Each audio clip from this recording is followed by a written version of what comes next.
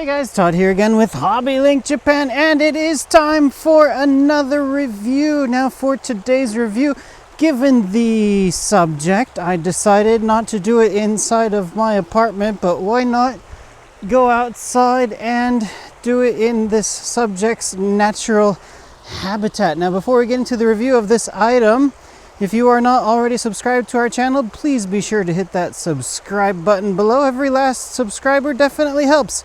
All right, so today we are going to take a look at something I actually built, oh gosh, a number of months ago. This is kind of like a tales from the backlog type of video, just something I've built, just haven't had a chance to get around to actually finally filming a review for it. But finally today I kind of have time to do a review. So plus also I think there is another one of these that is currently up for pre-order and should be releasing soon. So this kit is the Fujimi, and they are calling it the America Zarigani. So Zarigani is how you would call a crayfish in Japanese. So of course in English also we have a number of different terms for this specific subject. I mean I know of crayfish, but when I was I kind of have a personal history with these things.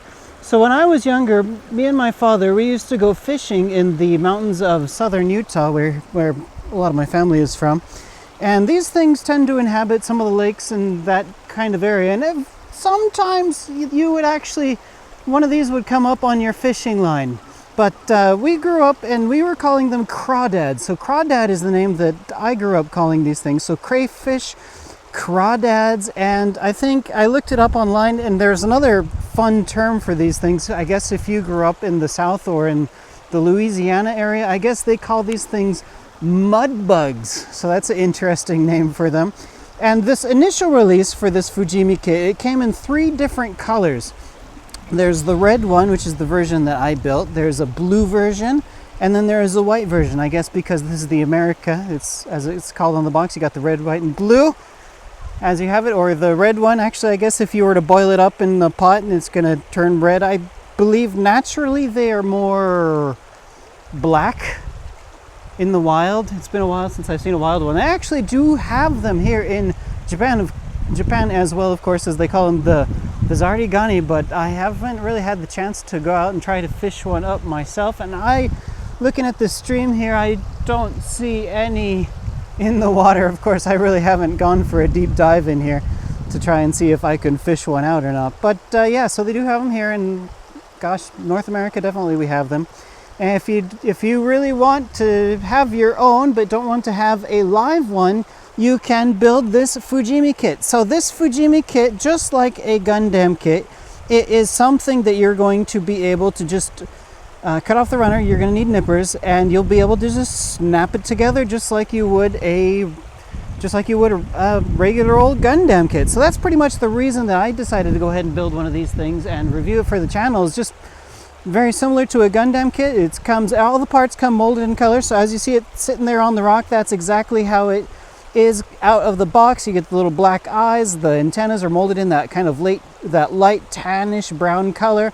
There's 2 different shades of red for the body as well. The main body is kind of like a darker shade of red, but the legs and parts of the tail are going to be this lighter kind of color of red. So that's kind of quite cool, kind of quite nice. Now this kit was really not that difficult at all to put together. Really pretty much about the same difficulty as your standard HG Gundam kit. Now I will say, because this is not a Gundam or not a kit made by Bandai, and I've noticed with a number of other Fujimi kits that I have built here in the past, the ones that you kind of just snap together, the parts don't really hold as tight, I find, sometimes as a Bandai kit. So some of the times when I am fiddling around with this thing, the parts of the tail tend to pop off on me. So you will need to kind of be careful in that regard if you tend to kind of fiddle around with that thing.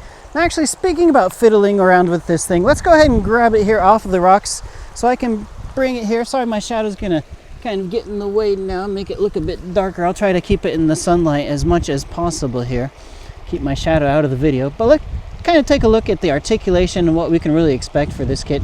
Also, let's take a look at the underside here, because the underside of this kit as well really has some fantastic detail. You can see kind of on the underside of that tail, you've got those clear parts there, and then you've got like the little, I don't even know what you would call these things. If you know what they would be, please be sure to post them in the comments. But yeah, these little kind of like mini arms on the underside of the tail, they also can move. They're just all of these legs pretty much are just on a simple ball joint type system. Let's see if I can pull one out so you can see. So yeah, just a simple ball joint that plugs into the bottom there.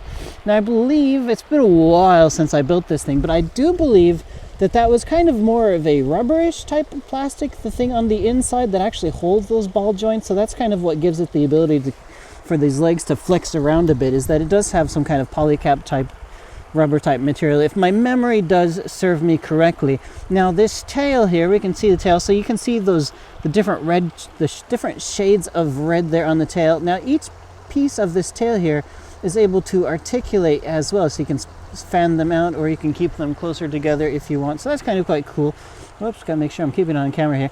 Now this tail as well, it is completely articulated throughout the tail, so you can have it straight or you can kind of bend it over. I don't want to fiddle around with this too much because I don't want it to pop off on me, because I'm definitely going to lose some of the parts here in the rocks if it does decide to fall apart on me here. But yeah, it's got a really cool, I really love just the amount of details. The surface texture that they have on this kit is just really fantastic, I have to say. Now, if you were to just take this kit and if you were just to do like a simple weathering, oops, speaking about losing the tail, ta-da, I just lost part of the tail right here. So yeah, the ball joints, they tend to not really hold as well as I would really like, but it's easy to snap together. But yeah, let's take a look at the main claws here. So the main claws, they're able to open up, and the arms as well. There's different points of articulation here for the arm as well. This part of the claw can wiggle around, this one can move around, and of course you got that ball joint on the underside, so you can do some quite a good amount of posing, I have to say, with this guy. So that's kind of quite cool. You know, all these other legs tend to have they're all on the ball joint so that they can wiggle around as well, so that is kind of quite cool. Let's take a look at the mouth, the underside of his, where he's going to be eating his food there. So that's kind of quite cool. Lots of nice detail in here for this kit. And then you have these kind of long, I'm not really sure if these would be antenna or whatnot, but those type of things. These are also able to articulate. They also have their little ball joints, so that is quite cool. I love his beady little black eyes as they stare at you. It's kind of really kind of a cool kit. And of course you get it in the number of different colors, whatever color you want to build it in, except not black, at least not yet. So hopefully maybe someday they'll release a black version.